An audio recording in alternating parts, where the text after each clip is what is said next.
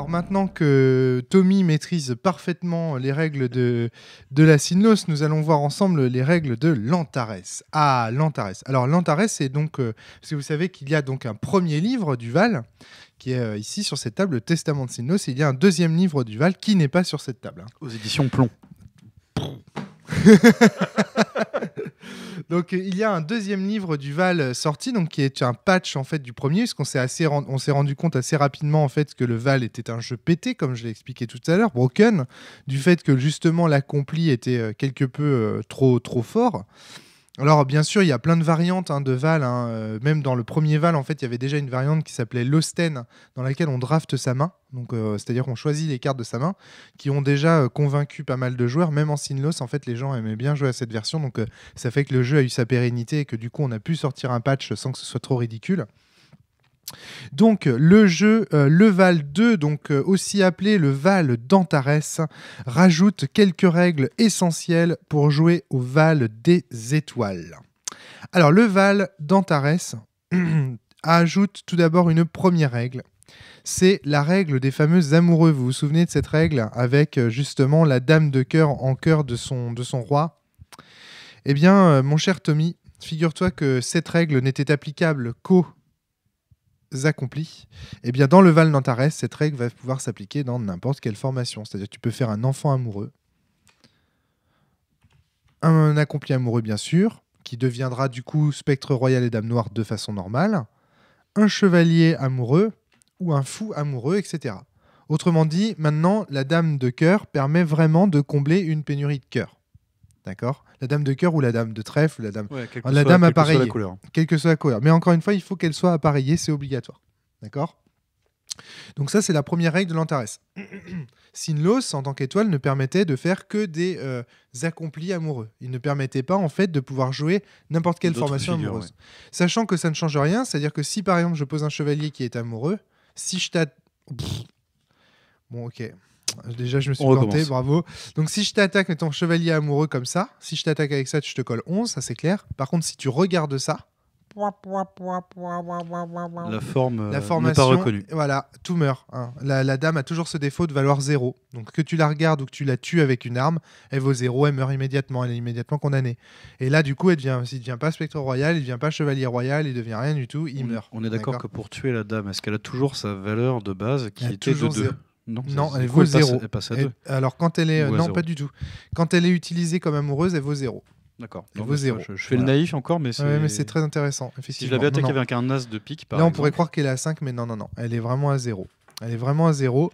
Donc voilà. Donc là, du coup, c'est quand même cool de pouvoir faire des amoureux de toute forme, parce que comme ça, ça permet quand même de combler des pénuries de cœur éventuellement. Le mariage pour tous, parlons-en. Mais alors non, parce que si c'était mariage pour tous, il faudrait que 2 femmes puissent être ensemble. C'est pas le cas dans le Val. Mais ce sera dans la prochaine version, ne vous inquiétez pas. Peut-être qui sait. Non, pas du tout. C'est pas prévu au programme. C'est pas prévu au programme. Conservateur. Non, pas. Voilà, mais non, mais c'est encore une fois, j'essaye de travailler aussi avec les cartes et tout ça, et je voulais pas. Alors une des raisons pour lesquelles aussi je ne voulais pas, c'est qu'en fait j'avais remarqué, parce qu'on avait testé des versions comme ça, homosexuel friendly et compagnie, et en fait ça créait des remarques homophobes. Ah oui, bah du coup, oui, c'est à le revers de la médaille. C'est-à-dire, du coup, le problème, c'est que du coup, en Val narratif, on se retrouvait avec des gens qui, parce qu'ils n'étaient pas forcément renseignés sur les sujets, se mettaient à imiter des folles. Tu vois, à faire les folles au sens de la cage aux folles, voilà, 2 heures moins de quart avant Jésus-Christ et compagnie. Et en fait, du coup, au lieu de servir un noble propos de défense des homosexuels ou etc., ça ne se faisait de diversité, ça. Voilà. Et puis il y avait un autre problème aussi, c'est que moi-même, je ne suis pas homosexuel. Je connais, j'ai quelques amis évidemment qui sont homosexuels, mais je ne connais pas suffisamment la cause des homosexuels pour pouvoir m'en faire le porte-parole, le chantre et compagnie. J'ai pas envie d'introduire dans un jeu des choses que je ne maîtrise pas. Tu vois, je veux pouvoir en parler au micro. Si on m'interroge là-dessus, tiens, pourquoi vous avez choisi d'introduire l'homosexualité dans le Val ?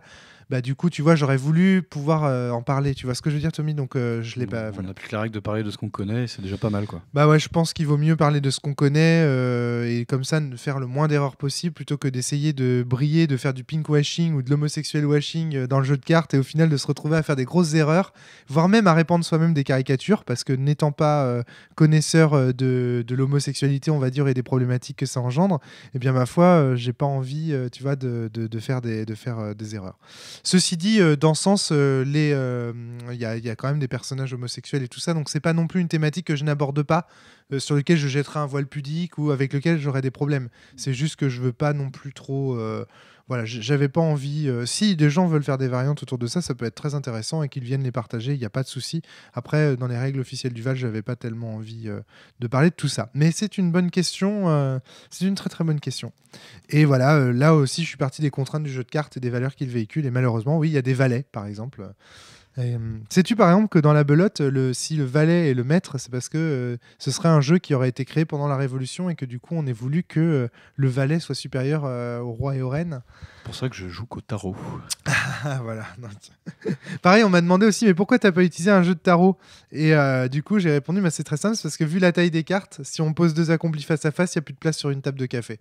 C'est tout con, mais voilà. J'aurais bien voulu utiliser un jeu de tarot de côté Marseille, pratique. mais là, il y avait un côté aussi purement pragmatique. Et puis, c'est plus rigolo d'utiliser un jeu de cartes que peut-être tout le monde a chez soi, alors que le tarot, ça reste quand même un jeu moins Ça accessible. s'appelle une économie de moyens et c'est pas plus mal.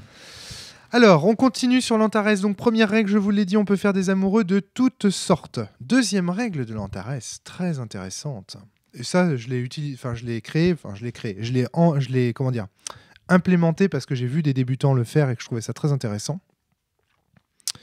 Il y a le fameux principe de Miyamoto, donc qui est le créateur de Mario, qui dit quand vous voyez, en substance, je vous résume à gros traits, quand vous voyez un débutant faire quelque chose, c'est que pour lui, c'est intuitif par rapport aux objets qu'il a dans les mains, et donc inspirez-vous-en pour faire vos prochains travaux.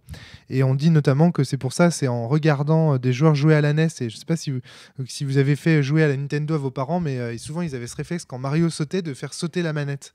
Et on raconte, mais je ne sais pas si c'est une légende urbaine ou pas, je ne me suis pas renseigné. Sur la Wii. Exactement, que c'est un des premiers points qui ont donné envie à Shigeru Miyamoto de faire du motion gaming, parce qu'il voyait justement les débutants qui mimaient volontairement, et ça aurait donné lieu notamment au Power Glove et à tout un tas de recherches de R&D autour de ça. Bref, c'est une parenthèse, donc moi, bref. Parce que du coup, on va faire sauter de cartes sur voilà, non, pas du tout. Non. Là, en fait, ce que j'ai vu faire les débutants, c'est utiliser les jokers comme des ressources cardinales. Parce que comme le joker traditionnellement a cette fonction de prendre n'importe quelle forme, je les ai vus faire ça. Du coup, dans l'Antares, j'ai implémenté la règle. On peut utiliser les jokers comme ressources cardinales des figures. Seulement, voilà, comme vous le savez, celui-ci est le diable et celui-ci est le Messie. Celui-ci est le Christ et celui-ci est le diable. Cela signifie concrètement que quand on va poser le joker quelque part dans la figure qu'on engendre avec ce joker, imaginons par exemple que je suis en pénurie de cœur, je vais décider par exemple de mettre le diable dans le cœur de mon personnage. Eh bien, je vais devoir annoncer à mon adversaire que ce personnage est possédé. Concrètement, qu'est-ce que ça veut dire? Ça veut dire que le joker est quelque part en lui, mais mon adversaire ne sait pas qu'il est dans le cœur. Quand le personnage est possédé, eh bien, ça veut dire qu'il a le joker rouge en lui. Inversement, si j'avais mis le joker noir dans une formation, je vais le faire sans montrer à Tommy l'endroit où j'ai mis le joker noir, comme ça. Eh bien, j'annonce à mon adversaire que ce personnage est messianique. D'accord ? J'annonce à mon adversaire que ce personnage est messianique. Ça veut dire que je lui ai mis le joker noir quelque part dans ses figures.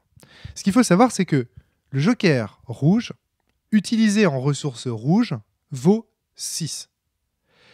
Autrement dit, si j'ai utilisé, puisque elle est possédée, si j'ai utilisé le joker rouge en elle, s'il est employé comme cœur ou comme carreau, il vaut 6.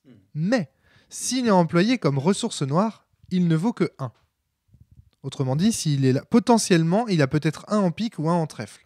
Donc en fonction de la partie, Tommy, à toi d'observer. Si par exemple tu me vois en pénurie de cœur à un moment donné et que je pose un personnage possédé, oui, il y a de fortes chances pour que je lui ai mis en cœur. Si tu as peut-être besoin d'avoir un peu de points en cœur. Ouais. Voilà. Et ça, c'est pareil. Si toi, tu vois que tu as tous les trèfles du jeu et qu'à un moment donné, tu me vois poser un personnage possédé, tu peux te dire, logiquement, mais tiens, je pense que là, en fait, il a foutu son joker rouge en trèfle. Et donc, il a que 1 en pouvoir.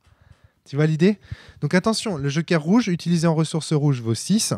Utilisé en ressource noire, il vaut 1. Je vous interroge, combien vaut-il ici donc? Tommy, combien vaut-il? Bah là, en l'occurrence, il est en cœur, donc on peut supposer qu'il vaut 6. Exactement. Ce joker vaut 6 points puisqu'il est utilisé en ressource de cœur. Très bien. Maintenant, lorsque je pose un personnage qui possède le joker noir en lui, je dois l'annoncer comme étant messianique. Ça veut dire qu'il a en lui le pouvoir du Christ, le pouvoir de Dieu. Parce que dans le Val, Dieu et le diable ont été créés par les étoiles. Et voilà, bref, je vous laisse découvrir l'histoire par vous-même. Mais en tout cas, voilà. S'il est utilisé comme ressource noire, le dieu, alors à savoir qu'il s'agit du dieu de l'Ancien Testament dans le Val. Donc c'est le dieu vengeur, acariâtre, mauvais, il n'est pas forcément gentil. Donc du coup, le joker noir est une ressource, on l'a vu, de pouvoir et d'armes. Donc s'il est utilisé comme ressource noire, le joker noir vaut 6. S'il est utilisé comme ressource rouge, il vaut 1. Donc ici, en l'occurrence, où est mon joker noir? Il est ici. Combien vaut-il? En l'occurrence, là, tu l'as utilisé sur l'esprit. Donc on est sur une ressource. Sur le pouvoir. Attention, c'est le pouvoir. Donc il vaut 6. Exactement. Le joker noir vaut ici 6. Donc ils sont tous les deux bien employés. On dit qu'ils sont bien employés, c'est-à-dire qu'ils sont mis à leur place au maximum de ce qu'ils peuvent fournir. Alors ça, c'est une règle qui est géniale parce qu'elle permet en fait tout simplement de combler tout type de pénurie. Le joker devient du coup une super carte. Une super carte au centre parce que je vous rappelle qu'elle donne toujours le bonus de +1 et une super carte en ressources. Donc c'est une super carte tout court. À savoir aussi que, évidemment, vous vous en doutez, un personnage possédé ne peut pas être messianique. Autrement dit, un personnage ne peut pas être à la fois possédé et messianique. De la même manière, le diable ne peut pas être messianique. Le Christ ne peut pas être possédé. Donc, 2 jokers ne peuvent pas être utilisés dans une même ressource cardinale. Dans une même formation, pardon, pas dans une même ressource cardinale, dans une même formation, dans un même personnage. On ne peut pas éduquer par l'échange un joker. Autrement dit, on ne peut pas remplacer, par exemple, ici j'ai un cœur, je peux pas faire ça. Un joker posé, mettre joker le joué, joker. C'est pas tellement joker posé, joker joué, parce que par contre, tu peux échanger par l'échange le joker. Mais tu ne peux pas me placer par l'échange un joker. Tu ne peux pas transformer un être en possédé en l'échangeant. Mais par contre, et c'est ça qui est bizarre dans le Val d'Antares, tu peux le faire en élevant. En disant, par exemple, voilà, j'ai un enfant, je l'éduque, il devient possédé. Mais par contre, tu peux pas par l'échange le faire devenir possédé. C'est bizarre, mais c'est comme ça. Et ça a une histoire en fait dans l'histoire des règles, mais je vais pas la raconter là parce que c'est un peu long. C'est une erreur de game design de ma part en fait. Donc voilà. Mais bon, c'est comme ça. Maintenant, traditionnellement, c'est comme ça et il faut pas trop y revenir. C'est bizarre. Si jamais le cas se présente, je risque de poser des questions. Donc vous rassurez-vous, si comme moi, vous êtes un peu en train de pédaler dans la semoule, je poserai les questions. Donc en tout cas, voilà, tu ne peux pas par l'échange, tu ne peux pas faire devenir un être possédé ou messianique. Mais par contre, en éduquant un être, c'est-à-dire en l'accomplissant, il peut devenir possédé. C'est ça qui est bizarre. Voilà. Et de la même manière pour le Messie. Le Messie, c'est pareil. Tu peux pas par l'échange. Voilà. Et alors pourquoi? Alors rapidement, si je vais l'expliquer quand même, parce que peut-être que ça rendra plus intuitif, c'est parce qu'en fait, je voulais pas à l'origine qu'on sache obligatoirement où était le joker. Si tu l'éduques par l'échange et que tu dis il est possédé, du coup, tu es sûr qu'il est là. Mais en fait, j'ai fait une erreur parce que du coup, je me suis dit, par l'élévation, je peux le faire parce que comme je rajoute plusieurs cartes, on saura quand même pas où il est. Oui, mais sauf que la plupart du temps, quand on éduque, c'est comme ça, quoi. En rajoutant une seule carte d'un chevalier, on passe accompli. Et du coup, quand on l'annonce possédé, on sait où il est. On sait que c'est le joker. Voilà, c'est ça. Donc, c'était une erreur d'écriture de ma part. Voilà, mais en tout cas, voilà, savoir que le joker peut être utilisé comme ressource cardinale, c'est quand même un putain de truc, quoi. C'est quand même super intéressant. Autre chose qui peut être fait maintenant dans le Val d'Antares, donc là on va tout disposer. On va essayer même de voilà. Antares, donc qui est la dame la maîtresse en fait de Sinlos, mais la maîtresse au sens pas au sens amoureux, au sens où c'est elle qui lui a appris en fait ce qu'il sait du Val. Nous apprend que si le Val s'appelle le Val, c'est notamment à cause de l'importance des valets dans ce jeu. Qu'en fait, le mot Val viendrait du mot, plus ou moins du mot valet. Alors, rapidement, je place toutes les figures. En réalité, les valets, le valet de carreau, le valet de trèfle,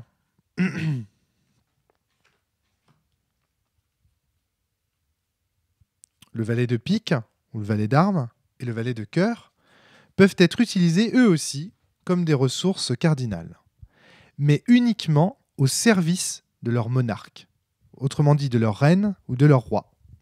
Le valet de cœur peut être utilisé en cœur de la dame de cœur ou du roi de cœur. Le valet de pique peut être utilisé en arme du roi de pique ou de la dame de pique. Le valet de trèfle peut être utilisé en pouvoir de la dame de trèfle ou du roi de trèfle. Et enfin, le valet de carreau peut être utilisé en esprit de la dame d'esprit ou du roi d'esprit. Donc du roi de carreau, de la dame de carreau. Chacun porte un nom et possède une capacité.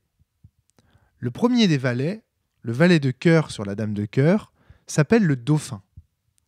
Le dauphin, c'est le fils de la dame ou du roi qui est posé ainsi. Autrement dit, ici, on a un accompli et son valet. Et en plus, je crois qu'il est possédé, cet accompli, donc c'est rigolo, quoi. Il est possédé en même temps. Enfin, bref. Donc ici, on a en fait le fils, je vous présente le fils de cette reine. Lorsque le valet est utilisé comme une ressource cardinale, retourner ou regarder, on apprend V comme le chiffre romain 5, qu'il vaut 5 points. Autrement dit ici, cette dame, qui a en cœur son propre fils, a 7 points d'endurance. Donc ça vient s'ajouter quand même à son bonus de cœur de base. Exactement. Okay. Donc elle a 7 points. Ici, ce roi et son assassin, s'il attaque avec son assassin, ce roi attaque à 8. Puisque l'assassin vaut 5. L'assassin. Oui, okay. Il s'appelle le bourreau. On verra ça après. Le dauphin, le bourreau, l'éminence grise et l'apprenti. Les noms. Donc le dauphin d'abord. Quelles sont ses capacités? Donc il vaut 5. Ça veut dire que si je l'utilise pour montrer mon cœur, eh bien, je gagne 7 points. Mais je te dis aussi que c'était un enfant, le valet de cœur. Autrement dit, si tu le tues, tu perds 5 points de majesté. Je perds quand même les 5 points. Ouais. Exactement. Même s'il est dans le cœur de la dame, si tu l'arraches, tu perds 5 points de majesté parce que c'est moche. Séparer les enfants des mamans, ça, il ne faut pas faire. Ça, il ne faut pas faire. Hein. Exactement. Belle référence. Exactement. Et attends. En plus, la dame, inconsolable d'avoir perdu son fils, devient... Si elle était une spectre, techniquement. Elle devient une dame noire. Mieux encore qu'un spectre, elle devient une dame noire. Comme quand elle perdait son homme, là, en perdant son jeune fils, et le roi de cœur, c'est la même chose. S'il perd son valet de cœur, il devient alors un spectre royal. Plus 1, plus 1, plus 3. Et la dame, si elle perd son enfant, plus 1, plus 2. Et avec cette capacité de pouvoir piocher 2 cartes à la rivière de la mort ou une carte à la source. Ce qui en fait une folle de la mort, techniquement, comme on dit parfois. Donc voilà le pouvoir du dauphin. Pas mal. Petite capacité sympa. Pas dégueu. Le pouvoir du valet de carreau. Sachant que, bien sûr, hein, ces figures peuvent s'utiliser. Par exemple, je peux tout à fait créer un mage avec un valet de cœur. Hein. Je ne suis pas obligé d'en faire des accomplis. Là, je vous les ai présentés sous la forme d'accomplis pour qu'on comprenne bien. Mais je peux tout à fait faire un mage comme ça. Hein. C'est possible. Hein. Donc voilà. Sachant que, bien sûr, s'il meurt, là, par contre, la dame ne deviendra rien du tout d'autre que une morte. En l'occurrence, elle ira au cimetière avec le reste de sa formation. Alors, et de sa famille. Et de sa famille, exactement. Alors évidemment, hein, tout ça, vous le savez, hein, il existe une variante narrative aussi du Val qui vient enrichir évidemment énormément la variante narrative également, puisque les jeux sont pensés en parallèle. On aura peut-être l'occasion d'en reparler. Alors, le valet de carreau est lui appelé l'apprenti. Alors l'apprenti, le principe, c'est qu'il est presque considéré comme un magicien, c'est-à-dire que si il permet le carreau de défausser un pouvoir sur le val adverse, il fait piocher une carte à son étoile, exactement comme un magicien. Même si c'était un apprenti, tu vois, là par exemple c'est un accompli. Si l'apprenti de cette dame de carreau réussit à détruire un trèfle, tu pioches une carte, alors que c'est pas un mage, tu vois. Et si c'est un mage, tu pioches 2 cartes. Okay. Une carte parce que c'est un mage et une carte parce que c'est un apprenti. Le valet de trèfle est appelé l'éminence grise. Lui, il permet de faire comme un fou, piocher 2 cartes, au lieu d'en piocher qu'une seule. Super. En plus, ça donne ce pouvoir-là sur une autre formation qui était initialement pas prévue pour. Genre, exactement. Je pourrais très bien voir ici donc un fou. Là, en l'occurrence, c'est un comment dire, un chevalier. De ton point de vue, donc il faudrait le mettre comme ça. Voilà. De mon point de vue. Moi, de mon point de vue, le chevalier était. Alors justement, ça peut pas être un chevalier puisqu'il a du trèfle. Le chevalier, par définition, n'a pas de trèfle. Ça peut être un fou, ça peut être un mage. J'ai mis le doigt directement. Ouais, voilà. Là où il fallait pas. Ah oui, parce que le valet de trèfle ne peut pas être utilisé ailleurs qu'en trèfle. Tu vois ce que je veux dire? Donc là, par exemple, oui, tu peux faire une formation comme ça. Là, c'est un fou, en fait. C'est un fou.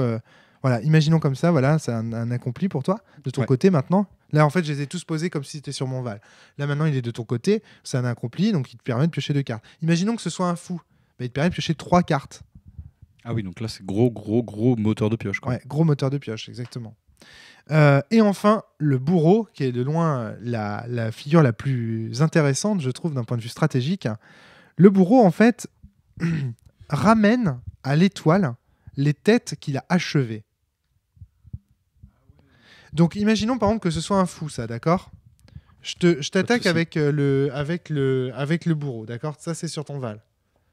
Ah, bam ! T'avais que 1 en endurance, puisque le joker noir était mal utilisé ici. Je te tue. Du coup, j'ai achevé lui et lui. Donc, je récupère ces 2 cartes et je les mets dans ma main. T'imagines là ce que je gagne ? C'est violent. Alors, si c'est un... En plus, en plus, je récupère celle-là aussi. Parce que c'est une tête. C'est-à-dire que là, je récupère 3 cartes. Alors là, on est dans un cas ultra exceptionnel. C'est-à-dire que j'achève lui et lui, quoi. Je récupère toutes les têtes, je les récupère. Sauf les têtes de carreau que je ne récupère pas. Bon, c'est quand même rare hein, de récupérer 3 cartes comme ça. C'est quand même ultra rare, quoi. Mais ça arrive. Ça arrive. Il n'y a que le carreau que je ne récupère pas parce que le carreau appartient au diable. Eh bien voilà. Tu sais jouer à l'Antares. Alors, on y va ? Eh ben, c'est parti. On va voir ce que j'ai retenu. Sans doute pas grand-chose. Mais si. Dis pas ça, Tommy. Tu vas voir. Allez, on vous montre immédiatement la partie, hein, parce que là, ça durait quand même moins longtemps. Même si ça a duré un certain temps encore. Hein. Putain, hein, ça prend du temps. Combien de temps ? Tiens, je suis curieux, je vais aller voir. 20 minutes quand même d'explication de règles. Putain, la vache, ça fait une émission, quoi. Putain, c'est fou, quoi.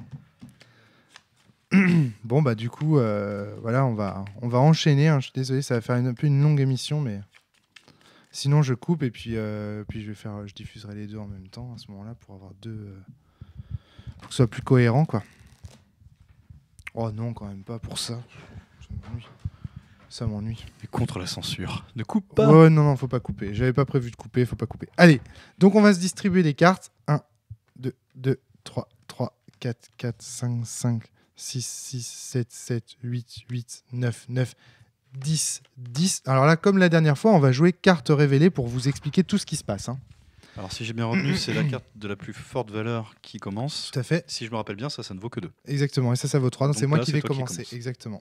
Alors petite règle, tiens aussi qu'on n'a pas expliqué la première fois, mais que j'explique maintenant, c'est que si on n'a pas de figure, mais ça c'est valable aussi en Val de Sinlos, si vous n'avez pas de figure dans votre main lors de la première main, vous reprenez une main. Les 2 joueurs reprennent une main. Tiens, j'ai complètement zappé d'expliquer cette règle. Il faudra que je la mette en note.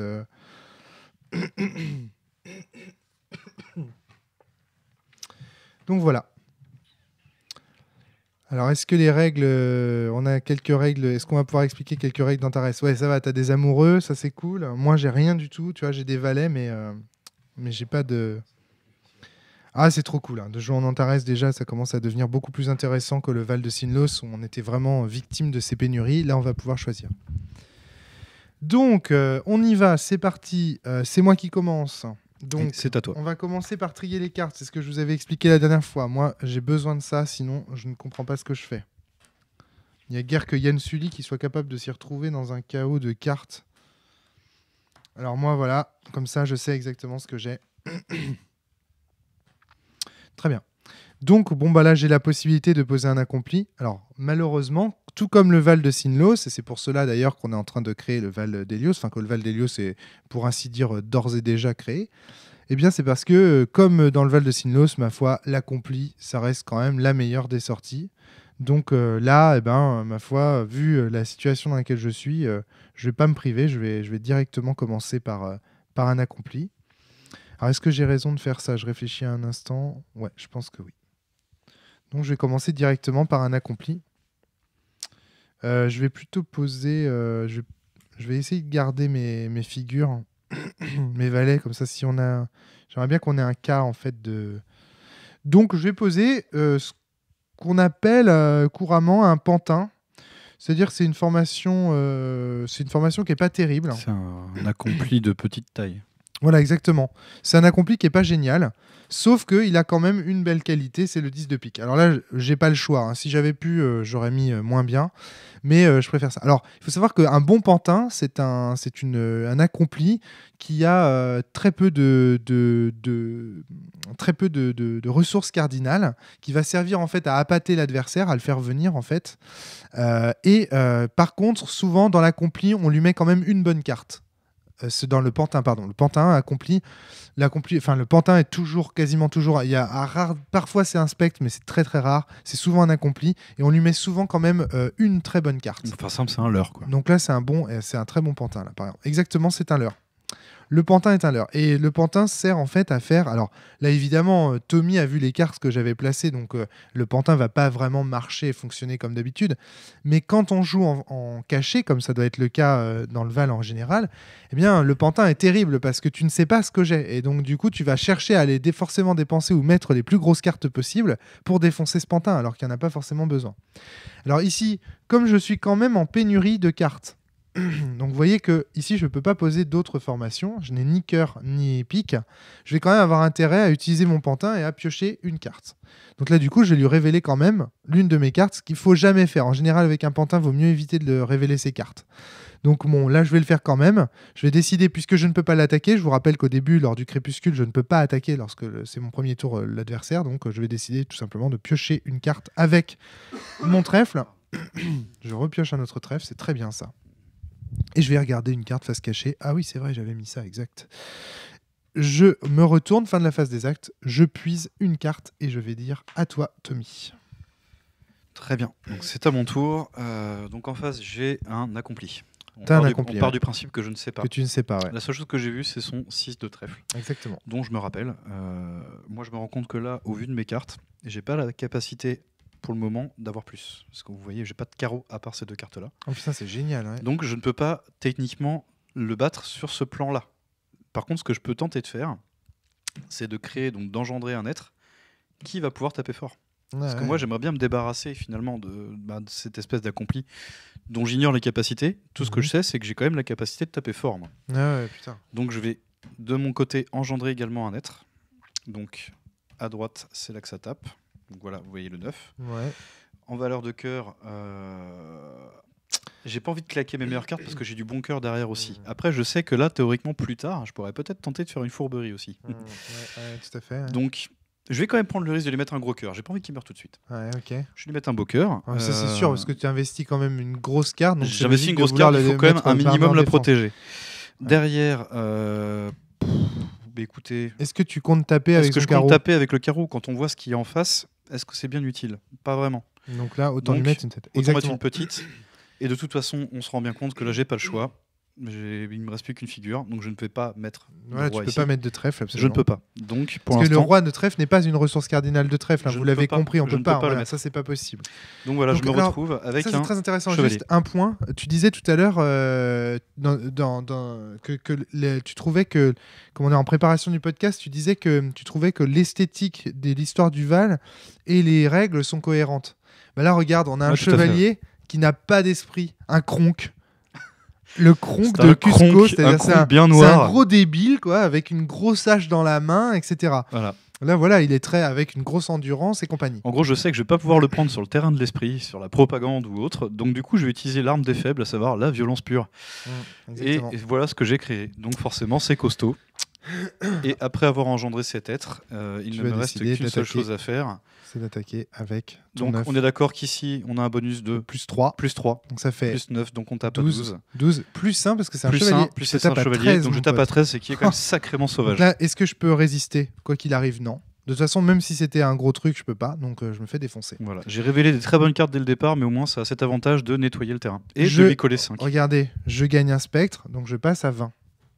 Alors ça, c'est très intéressant, parce que si je suis en pénurie de cœur, là, ici, il va pouvoir me prendre de vitesse sur le cœur. Comme je n'aurai pas de cœur pour pouvoir me défendre, regardez, il va pouvoir me rusher, ce qu'on appelle rusher à pique. C'est très intéressant, ça. Tu vas pouvoir me rusher à pique, parce que n'ayant pas de cœur, j'ai perdu 5 à cause du spectre. Je vais pas pouvoir regagner de PV, c'est une catastrophe. Alors, le problème de la stratégie de Tommy, on peut tout de suite... Moi, je n'aurais pas du tout fait ça. Hein. Ah non. Ça, c'est hyper dangereux. Parce que, en fait, le problème de cette stratégie-là, c'est que, regarde, tu me laisses sur le Val un pic là. Ouais, tout à fait. Ouais. La probabilité que je n'ai ni cœur ni pique dans cette main est très faible. C'est vrai. Donc ici, je vais pouvoir combiner le 5 de pique et ce que j'ai mis là, forcément. Pour venir taper sur le cœur de ce Donc, pauvre chevalier j'ai noir. quand même de grandes chances Kronk. pour pouvoir vaincre Kronk. Il y a peu de chances que je puisse pas le vaincre. Donc c'était dangereux, tu vois. C'est super C'était dangereux du fait que j'ai investi des cartes. J'ai pris un risque encore une fois. T'as pris un risque, voilà. Là, ici, dans ta position, vu que tu étais en pénurie de trèfle, le coup, en fait, je pense, le plus simple à faire aurait été de jouer roi et 7. Roi 7, c'est-à-dire de faire un enfant qui soit au-delà de 10. D'accord ? De façon à pouvoir éventuellement avoir un 11, regagner de la majesté, piocher une carte, et surtout, comme ça, si tu vois qu'au prochain tour, je n'utilise ni mon pic ni ma main pour tuer ton 11, tu sais que le 11 est maître, que je n'ai pas plus de 11, et du coup, tu aurais pu l'éduquer en chevalier à ce moment-là. Tu vois le truc ? Oui, de passer en 2 temps, en fait. Tout à fait. Ouais. Donc attends, Tommy, je suis pas en train de te dire que c'est. Non, mais voilà, mais c'est intéressant de c'est une voir, leçon de Val. Donc, de voir les. Voilà, ça s'appelle une leçon. Donc, c'est pas pour rien qu'il y a un maître et un apprenti. Ils vont toujours par deux. Toujours par deux, ils vont, exactement. Et donc, tu vois, l'idée, c'est que là, ici, en faisant ça, tu te donnes une position offensive énorme. Mais là, tu t'ouvres, en fait, un personnage qui. Et regarde, si ce personnage meurt, qu'est-ce qui te reste en main ? C'est ça. Alors, vas-y, tu pioches. On va voir, justement, qu'est-ce qui te reste en main. Oh, t'as du bol. Ça va, t'as encore des solutions. Mais le encore carreau continue à m'aimer. Du bol, oui et non. Hein. Regarde, t'es en pénurie, t'es en double pénurie en réalité. T'es en pénurie de trèfle, tu n'as pas de ressources de trèfle, et en pénurie de pique. Donc là, attention, aïe aïe aïe, t'es déjà en danger. Alors regarde, en plus, regarde-moi, ce tour-ci, je vais être très vilain. C'est-à-dire que bon, bah là, je sais que j'ai un spectre. Du coup, on part sur une stratégie où j'ai un spectre qui va rester longtemps. Je n'ai pas de cœur, donc de toute façon, je ne peux pas regagner de points de majesté. Donc je suis bel et bien sous l'emprise du rush. Par contre, je sais une chose, c'est qu'ici, j'ai mis un 10 lors du tour précédent. Et donc ici, il ne peut pas avoir plus de 10, puisque la carte maximum qu'il peut avoir, c'est 10. Donc je sais que je vais le vaincre. Donc du coup, ma stratégie va consister à tout simplement renforcer le pouvoir de mon spectre pour être quasiment sûr de pouvoir le faire tenir. Autrement dit, ce tour-ci, le chevalier noir. Et tuer le chevalier noir ensuite. Alors attends, 2 minutes, on va aller en 2 temps. D'abord, je vais faire une éducation par l'échange. Donc je remplace ma carte. Évidemment, tout ça se fait face cachée en général. Hein. En théorie, j'aurais dû faire comme ça, regardez. Hein. Je vous montre comme ça doit être fait. Voilà. Je vais faire une éducation par l'échange. Tout ça est caché, il ne sait pas ce que j'ai mis. Si ça se trouve, j'ai mis moins bien. Hein. Donc voilà. Je éduque par l'échange mon spectre. En réalité, je l'ai renforcé, bien sûr. Et du coup, je vais utiliser pendant ma phase des actes, donc fin de ma phase d'influence, puisque j'ai fait une éducation par l'échange. Je ne peux faire qu'une seule action, encore une fois, pendant ma phase d'influence. Je vais décider d'attaquer le cœur de ce chevalier à 10. Je suis sûr de l'emporter. Retourne-toi, tu as 7, tu meurs, puisque 10 contre 7, c'est évidemment le 10 qui l'emporte. On va donc procéder à l'enterrement de ce chevalier. Le 9 d'abord, évidemment. Évidemment, tout cela est très automatique. D'autant plus que j'ai un spectre cette fois-ci. Donc, je sais qu'il peut aller piocher s'il le souhaite derrière à la rivière. Donc, exactement, c'est-à-dire que fin de tour, regardez, je me retourne. Comme j'ai un spectre, je peux choisir de piocher cette carte-là. Je lui ai rendu le choix peu intéressant. Voilà, évidemment, là, ça ne m'intéresse pas. Donc, je vais choisir de piocher là. T'as étouffé. Et moi, j'ai de la chance, je pioche un cœur en plus. Mais j'ai du bol. Hein. À toi, Tommy, qu'est-ce que tu fais ? Bah écoute, pour moi, 2 options intéressantes. Soit, en effet, je me protège et je me crée un enfant pour regagner de la majesté, ce qui est une solution, mais on est sur du défensif. Soit je bolte, ce qui est beaucoup mieux. Effectivement. Parce que là, on se rappelle que j'ai pioché cette carte au tour précédent. Exactement. Ce qui est quand même une carte sacrément sauvage. Je sais pertinemment combien il a, je m'en rappelle, c'est un 6. Mais attention, je l'ai éduqué, tu sais plus. Mais de toute façon, avec 10, tu es maître. Mais ce que j'allais dire, si le 6 n'est plus là, il ne peut pas aller au-dessus. Exactement, je ne peux pas avoir plus de 10. Donc je joue une carte de ma main à ma phase. Et alors là, t'imagines. Et là, je lui fais perdre c'est terrible. Une très grosse carte. C'est ça. Non, pas une très grosse carte. Oui. 2 très grosses cartes. Oui, sans oublier le 10, bien évidemment. Et oui. Et donc là, du coup, c'est très intéressant. Alors regardez donc ce qui se passe, on va procéder à son enterrement. Regardez ce qui se passe. 3 10 partent dans la rivière. Il y a ce 10 qui part, et elle va où ? En enfer. Parce que c'est une figure de carreau. Elle ne va pas dans la rivière de la mort avec les autres. Elle va en enfer. On ne peut pas la récupérer. Et le 2. Vous vous rendez compte, il y a 3 10 les uns sur les autres. Donc là, il y a matière peut-être à faire un spectre, je ne sais pas, on va voir. En tout cas, voilà, je regagne mes 5 points de majesté que j'avais perdu, puisque j'ai perdu mon spectre. Donc là, je pleure. Oh, mon Dieu, j'ai exorcisé son versant, mais je crois qu'il avait pas trop envie. Fin de tour, tu pioches. Oh là, c'est terrible. Hein. Et un petit 9 de cœur. La partie va être rude.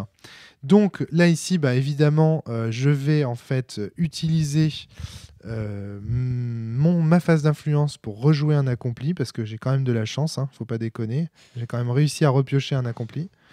Donc là, cette fois-ci, il a utilisé son 10 de carreau. Regardez, il y a un 10 de carreau au cimetière. Il y a quand même peu de chances pour qu'il ait encore un truc fort en carreau. Alors bon, bah, il y a une probabilité, hein, elle existe. Je suis fort en pomme, mais j'espère quand même que ce trèfle va tenir. Je vais lui mettre un cœur faible, parce que j'ai pas le choix. Un pic moyen, parce que j'ai pas le choix. Et un 5 de carreau, parce que j'ai pas le choix. Et encore une fois, je mise sur un accompli. Pour une raison relativement simple, hein, c'est que ici, je n'ai que ça d'intéressant à jouer. Il faut que je reprenne l'avantage en imaginant, j'imagine que lui, ben, voilà, il n'a pas beaucoup mieux que moi. Alors il est à 25, là 2 stratégies pareilles s'offrent à moi. Soit je gagne des points de vie avec mon cœur, et donc je commence à jouer une stratégie majesté, soit j'essaye de l'attaquer. J'ai des pioches possibles, mais je n'ai pas d'attaque. Donc là, je suis complètement dans le flou. En fait, je ne sais pas du tout quoi faire. Dans le doute, je vais décider de lui mettre la pression, parce que je suis quand même loin de gagner. Et je pense que c'est une erreur. Non, je vais plutôt gagner des points de majesté. Je pense que c'est plus intéressant, même si je lui révèle une faiblesse. Pourquoi ? Parce qu'en lui montrant mon 3, je lui donne aussi la tentation. D'abord, j'augmente ma majesté, ce qui est très intéressant. À ne pas sous-estimer l'augmentation de la majesté, qui peut vraiment faire la différence. Mais surtout, en ouvrant mon 3, je montre à Tommy que je suis très faible en cœur. Et comme c'est la seule carte qu'il connaît de mon accompli, et que je ne peux pas éduquer en cœur si mon accompli devient un spectre, ça donne une tentation à Tommy qui est d'aller me tuer ce cœur, et donc de me donner un spectre. Et comme j'ai des cartes pour piocher, je pourrais éventuellement aller chercher les 10. Et donc du coup, je vais décider de jouer comme ça une espèce de stratégie d'appâtage. Je sais pas comment dire. Je pioche une carte. À toi, Tom. Eh bien, du coup, est-ce que je vais avoir envie de tomber dans son panneau ? Parce que je les vois, les 3-10 d'affilée. Ouais. C'est sûr qu'un spectre, c'est quand même tentant. Mais là, de toute façon, tu peux pas tomber dans mon panneau, parce que tu vois que tu n'as pas de pique. Donc, la vérité fait que voilà, j'ai pas de pique, donc par je contre, ne peux pas taper taper dessus. Super carte, un super coup à jouer. Hein, putain. Là, quand je vois ce que j'ai en main, je peux faire des choses assez costauds au niveau du cœur, notamment. De toute façon, on voit bien où sont situées mes forces. Voilà, c'est clair. Là, on voit que toi, ta stratégie, c'est la majesté. Ça va être la majesté au taquet. Hein. Ouais. Donc là, moi, je vois une possibilité qui est quand même pas dégueulasse, c'est de faire un enfant ultra tout simplement. Ouais. Un enfant avec un roi de cœur et la plus grosse carte de cœur que je possède. Et là, donc, on se rend compte qu'au niveau du nombre de points, donc on est à 9, 10, 11, 12... 13. Et 13, parce que c'est un enfant. Il s'agit d'un enfant. Donc là, c'est terrible. Alors c'est terrible. Alors pourquoi c'est terrible ? Parce que regardez, en plus de ça, en plus du fait d'avoir un enfant à 13, le 9 de pique est passé, le 10 de pique est passé et le roi de pique est passé. Donc pour me taper dessus, pour pouvoir l'avoir à 13, il va falloir forcément que je me combine, parce que le maximum que je puisse déployer maintenant, c'est une dame et un 8 de pique, autrement dit 10. C'est-à-dire que cet enfant est virtuellement intuable. Donc je révèle. Oh là là, c'est terrible. Je gagne donc, comme on vient de le dire, 13 points de vie. Et donc tu passes à 38. Attends, n'importe quoi. 25 plus 13. Non, pas 38. Ça fait 48. Non, attends, c'est pas possible. 38. Non, c'est ça, c'est 38. Non, il me met le doute. On sait plus compter. C'est la fatigue là. Oula, ouais, il y a de la fatigue. 38. Non, 38, évidemment 38. Okay. 38, mais c'est énorme. C'est énorme déjà. Donc là, d'un coup, on sent la majesté de l'étoile qui paf, ta cosmos quoi. Là, t'es en train, de me la faire à l'envers. Ça me plaît pas du tout. Alors donc voilà, fin de ton tour, tu retournes, tu pioches. Je retourne et je pioche. Très bien. Et nous continuons sur la lancée discrète des cœurs. Donc là, du coup, moi, j'ai pas trop de choix dans la main. Je pourrais l'attaquer avec mon 6 de carreau et le faire passer à 32, mais je suis pas sûr que ce soit très pertinent. Il gagne plus de points de vie que je ne pourrais jamais lui en infliger. Donc il ne me reste qu'une seule solution, c'est la pioche. Je vais jeter mon 3 de trèfle. Alors c'est intéressant, c'est la première fois qu'on jette du trèfle dans la rivière, je crois. Pourquoi je le jette ? Eh bien, tout simplement, je vous rappelle, le trèfle, quelle que soit sa valeur, fait toujours piocher et regarder. Donc je vais piocher. Voilà. Et je vais regarder. Alors, je ne me souviens plus de ce que j'ai mis en carreau, donc je vais le regarder. Voilà, je me souviens par contre de son gros 9, hein, ça vous en doutez. Donc voilà, là, je pourrais l'attaquer au carreau, ça sert à rien. Gagner à la majesté, vous croyez vraiment que 4 contre 13 par tour, je vais gagner ? Bah non. Donc du coup, il me reste plus qu'une seule solution, c'est d'aller piocher. La manifestation. Je vais piocher en fait pour aller... une solution, la manifestation exactement. Je vais aller piocher en fait Pourquoi je vais piocher? Donc je pioche et je regarde. Pourquoi est-ce que je pioche? Parce que si je vous rappelle que si le tas est vide, le soleil se lève et on a tous les deux perdu. Comme il est dans une option où il est quasiment sûr de gagner, là maintenant, j'ai tout intérêt à essayer de le faire perdre en perdant avec lui. Donc je vais piocher un maximum. Et puis, autre raison pour laquelle je pioche, c'est parce qu'il me faut des pics. Il me faut des pics rapidement pour pouvoir espérer pouvoir le vaincre. Allez, c'est parti Tommy, à toi. Donc nous continuons sur la stratégie du cœur. Comme vous l'avez vu, déjà, j'ai un enfant qui est quand même sacrément costaud. C'est génial. On va continuer sur la stratégie. Donc là, je ne peux pas refaire un enfant parce que j'en ai déjà un. Ouais. Qu'est-ce que je peux faire maintenant? Tu peux jeter du cœur. Je peux jeter du cœur pour continuer à gagner de la majesté. Exactement. Pour moi, il n'y a que ça à faire. De toute façon, le but pour moi, ça va être d'atteindre les 100. Alors, est-ce que tu es sûr de jeter ton 8 par contre? Alors, justement, si je jette mon 8, le problème, c'est que là, il peut me resservir derrière. Bah oui, parce que imagine que je réussisse finalement à tuer l'enfant, t'en as un deuxième derrière et là, je Exactement. Plie, quoi. Parce que moi, voilà, je sens bien que son objectif, ça va être de le flinguer. Bah ouais. Là, j'ai potentiellement un remplaçant qui est pas dégueulasse. Ça me sert à rien, je peux rien en faire. Ouais, c'est clair, donc faut les jeter. Ouais. 5, ouais, ça c'est gratos. C'est gratos. Tu passes à 43. C'est parti. Ouais, c'est terrible. Donc voilà, on grimpe, et c'est pas fini. Ah ouais. Et on paf, révèle. plus 13, Voilà. 53, Donc 56 points. Il est déjà à la moitié de la course, ça y est. Ça y est, Tommy est arrivé à 56 points de majesté, la moitié de la course. Et là, fin, je remets et je pioche. Très bien. Donc moi, je vais décider ce tour-ci pareil. Je vais décider de piocher pour maximum pour essayer d'aller chercher le lever de soleil. Donc je pioche. Vous vous rendez compte, je suis déjà dans une stratégie de défaite. J'ai perdu, quoi. J'ai déjà perdu et je suis en train d'essayer de chercher des solutions. Alors peut-être qu'à un moment donné, je vais pouvoir poser quelque chose, mais franchement, j'y crois pas trop. Je vais piocher une carte, encore une fois. Tac. Pour aller regarder, je peux encore regarder une carte. Je le fais pas à chaque fois parce que là, ça sert plus à rien. Je sais ce que j'ai. Et je pioche une carte en fin de tour. À toi, Tommy. Donc là, ça va être à moi de jouer. Qu'est-ce que je fais? Est-ce que je l'arrête dans sa stratégie de défaite? Ou est-ce que je continue à gagner des points de vie? Deux possibilités. Je me rends compte qu'à force de révéler son trèfle, j'ai une possibilité là de le casser. Tout simplement. Tout à fait. Donc de lui casser son moteur de pioche, de manière à ce qu'il arrête d'essayer de m'envoyer à la défaite. Ouais, c'est pas mal ça. Ça peut être pas mal. Parce que de toute façon, je vais gagner des points de vie. Je vais gagner 13. C'est clair. Donc pourquoi est-ce que je me priverais de ce petit plaisir? Ouais, c'est clair. Donc on balance le T'as bien raison. 9 contre 8, effectivement. En plus, tu vois, c'est bien parce que tu fais un bel échange. Tu vois, 9 contre un 8, c'est pas un échange dégueulasse. C'est pas un échange trop pourri. Ouais, non, c'est très bien. Et au passage, bien évidemment, 13. on regagne 13. Donc là, on passe à 69. Oui, parce que ce qu'on appelle un overkill dans le Val, c'est un échange. Par exemple, j'utilise un 10 de carreau pour tuer un 2 de trèfle. Là, j'ai utilisé 10 d'attaque pour tuer un trèfle. On appelle ça souvent un overkill. C'est-à-dire le cramer fait de des cartes trop cramer grosses des cartes pour un effet, finalement. Et ça, souvent, c'est perdant. Souvent, c'est perdant. Tiens, regarde, ça y est, tu vas commencer à pouvoir faire des... Ça y est. Ouais, je sais pas si ça sert à grand-chose, mais dans la partie... Non, là, toi, en l'occurrence, ça te sert à rien, mais c'est intéressant. C'est drôle de le voir, mais il va peut-être pas nous servir, du coup. Non, ouais, il va pas nous servir, je pense. C'est à toi. Donc, c'est à moi de jouer. Moi, je vais continuer. En fait, je vais tout simplement éduquer mon accompli. Déjà pour pas qu'il meure, parce que je vous rappelle qu'ici il a très peu, donc j'ai tout intérêt à renforcer mon accompli, et surtout pour continuer dans cette stratégie, je maintiens en fait la pioche.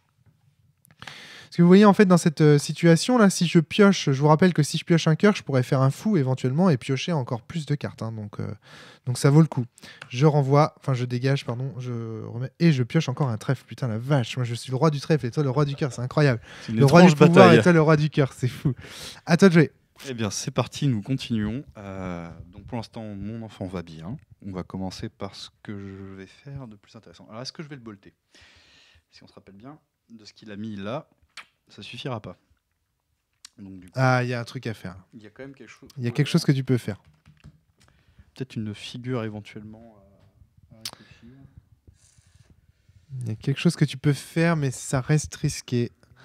Là, en théorie, par exemple, dans cette situation, tu pourrais risquer de poser un mage. Ouais. Je pensais au mage, mais est-ce que c'est vraiment mon intérêt de lancer un mage, quoi? Alors vas-y, montre le mage que tu pourrais poser déjà. On va voir déjà dans la théorie. On montre dans l'idéal ce que tu pourrais poser. C'est didactique. Ouais. Donc admettons, on part sur un mage. Ça, voilà. Donc, le 4 de carreau. Le 4 de carreau que l'on va mettre. Et un 8 de cœur. Ici. Parce que de toute façon, tu vas t'en servir pour gagner de la majesté de ce mage. Exactement, parce que le but c'est quand même de gagner un maximum de points de vie. Donc on a dit que le cœur c'est à gauche. Voilà. Donc là, par exemple, ce tour-ci, tu pourrais gagner 8. Et du coup, tu m'obligerais à prendre le cœur du mage pour cible au prochain tour. C'est ça. Alors, tu peux dire, ouais, c'est pas mal parce que, bon, en carreau, regardez, le 9 est passé, le 10 est passé. Donc là, il y a 8 en trèfle. Donc, il faudrait que le 8 de carreau sorte pour que je puisse vaincre son pouvoir. Donc, c'est pas mal. Le 8 de cœur, regardez, le 9 est passé, le 9 de pique est passé, le 10 de pique est passé, donc le 8 de cœur reste relativement maître dans cette partie, à moins que le 8 de pique soit de sortie. Est-ce que c'est pas un peu trop tôt pour faire ça? Moi, je pense que c'est beaucoup trop tôt. Je pense qu'il faut pas le jouer parce que effectivement, il reste le 8 de carreau, il reste le 8 de pique. C'est me mettre en danger et claquer des cartes alors que j'en ai pas pour l'instant besoin. Exactement. Moi perso, je trouve que c'est trop tôt. C'est vrai que j'avais hésité. Exactement. Donc pour l'instant, on va les garder en réserve. On va pas le mettre. Parce que ça me laisse c'est intéressant de le montrer pour montrer aux gens que ça me laisse une option de ça et l'option de refaire un enfant en cas de besoin. Et imaginons qu'à un moment donné, je réussisse à retourner la partie. Et bah toi, tu pourras jouer en fait un mage avec son éminence grise, piocher 2 cartes et peut-être lever le soleil avant que je ne retourne le jeu. En gros, retourner la défaite contre toi en cas de besoin. Donc non, moi je pense qu'il faut rester comme ça. On est en sécuritaire. Donc, je continue sur ma lancée. Voilà. Je regagne 13 points de vie. Et là, tu passes donc à 72-82. 82 points. 82 points. Et donc on recouche. Tu pioches. Et on pioche. Très bien. Et on reste sur du carreau. Et ça, c'est intéressant. Moi, à mon tour, je vais piocher une carte. Comme je fais depuis le début, j'essaye de piocher un maximum de cartes. Regarde, je pioche encore du pique et je n'aurai aucun cœur durant cette partie. C'est impossible. Je pioche encore. Attends, je viens de faire une erreur. Au prochain tour, tu as 13. Attends, je viens de faire une grosse boulette. Au prochain tour, tu es à 13. Je passerai à 95. Donc tu passerais à 95. Donc il suffit que tu aies un 5 de cœur dans la main pour gagner. Or là, je peux calculer la probabilité qu'il ait un 5 de cœur dans la main. Elle est nulle puisque le 5 de cœur est là. Est-ce qu'il peut avoir un 7? Non. Est-ce qu'il peut avoir un 6? Oui, il pourrait avoir le 6. Il pourrait avoir le 8. Il pourrait avoir le 9. Non. Le 10 est passé ou pas? Le 10 de cœur. Il est passé ou pas? Il n'est même pas passé. Si tu savais où il était, mais il n'est pas là. Il n'est pas là. Donc ça veut dire qu'il y a quand même de grandes chances. C'est le 9. Donc ça veut dire qu'il y a quand même de grandes probabilités pour qu'il me tue au prochain tour si je ne l'attaque pas au carreau. Vous voyez ce que je veux dire? Donc là, du coup, je vais quand même choisir ces tours-ci exceptionnellement. Et d'ailleurs, j'aurais dû le faire là. Dès maintenant, j'aurais dû attaquer au carreau. J'ai été con de piocher. Donc là, ce tour-ci, je vais quand même choisir de lui infliger 5 pour essayer de le rabaisser un peu. 1, 2, 3, 4, 5. Le passer à 77 pour essayer de le rabaisser un peu. Est-ce que ce sera suffisant? La suite nous montrera que... je sais pas. Forcément. Je sais pas. Alors, vas-y, Tommy. Donc, je pioche ensuite. Donc, c'est maintenant que tout va se jouer quelque part. Donc, à mon tour, je suis à 77. Ouais. Là, je peux faire 2 choses. Déjà, je peux jouer une arcane. Alors, est-ce que j'ai intérêt à jouer une arcane? Sachant que là, je sais que je vais générer 13. Ouais. 13 plus 77, ça fait 90. 90. Ouais. Si je joue une arcane de ma main, au maximum, je pourrais arriver à 98. Ouais. À 2 points de la victoire. À 2 points de la victoire. Mais 2 points qui ne sont pas à la victoire. Oui, mais regarde, tu as un 2 dans la main. Mais il y a le 2. Ouais. Alors du coup. Alors là, pour moi, c'est clair et net. Et ouais. Là, il faut que tu le fasses, ton magicien. Il faut que tu le fasses. C'est pour maximiser tes chances. Pour maximiser les chances, il faut que j'engendre un être. Voilà, que j'utilise ces 2 cœurs et que je lance une arcane. Exactement. Pourquoi? Parce que j'explique rapidement à nos auditeurs pendant que tu le fais. Parce que en fait, regardez, cet enfant-là, je ne peux pas le battre à moins de me combiner. Donc ça veut dire que de toute façon, il faudra que je joue 2 fois sur lui. Là, j'ai pas une autre formation. Donc de toute façon, il faudra que je joue un truc et un truc. Pendant que je m'acharnerai sur celui-là, l'autre, je ne pourrai pas le tuer. Et donc, du coup, l'autre, au prochain tour, est assuré de le faire gagner. Donc là, je crois que si tu poses ça, ouais, je suis mort. Donc de toute façon, on va le faire de manière à ce que ce soit visible. On va jusqu'au bout de la Allons jusqu'au bout de la logique. Ouais. Donc c'est parti, nous allons créer ce fameux mage. Ouais. Donc évidemment, on va lui mettre cet énorme cœur et, et le carreau. J'ai envie de dire peu importe, c'est la dernière, on se craque, soyons fous. Soyons fous. Ouais. De toute façon, voilà, lui, on s'en fout, c'est qu'important. Même s'il meurt au prochain tour, c'est pas grave, tu vois. Même si. C'est que pour ce tour-là, je ne peux pas jouer d'arcane pour l'instant. Parce que là, je ne peux qu'engendrer. Non, mais au prochain tour, tu pourras tuer de la main. T'en compte, de la main, t'es létal. C'est ça qui est fou. Je serai létal de la main. De la main, tu pourras me tuer, quoi. C'est là, donc là, du coup, tac, tu gagnes 13 points de majesté. Tu passes à 90. À 90. Et là, tu peux gagner 8. Tu passes à 98. À 98. Exactement. Et c'est ça qui est magique. Je le sais pas. Au pire, je le sais pas, mais je meurs de la main, quoi. Donc là, évidemment, ce tour-ci, il est à 98. Là, je sais qu'au prochain tour... Et de toute façon, je pioche. Putain, la vache, c'est salaud. Je sais qu'au prochain tour, donc, il va gagner 13.